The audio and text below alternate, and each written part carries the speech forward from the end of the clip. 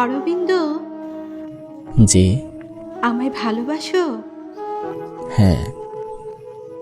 তাহলে ভালোবাসি বলনি যে? আগ্রহ নেই। কেন?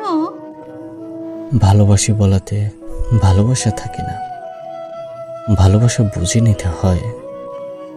তাহলে কিভাবে বুঝবো ভালোবাসো? আমার সমস্ত দুঃখের কথা কেন শুধু তোমাকেই বলি, মন খারাপ হলে কেন শেষ কলটা তোমাকেই করি। তুমি বোঝো না, তবুও না বুঝলে ভালোবাসি বলে বোঝানোর ইচ্ছে নেই। একটা কবিতা শোনাও।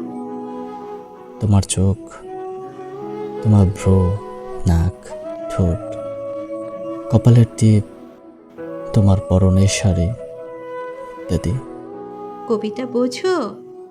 হুম, তোমার জটিল চোখ দেখার পর একটু আধটু বুঝি। উপন্যাস?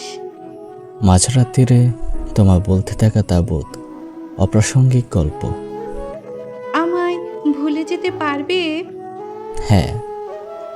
এত সহজ? ভুলে যেতে পারবো না এ কথা জানলেই মানুষ দ্বিগুণ হারে অবহেলা করে। ভালোবাসি, ভালোবাসি, ভালোবাসি। উত্তর আশা করো না, বুঝে নিও। ভালোবাসি শোনার চেয়ে বুঝে নেওয়া জরুরি।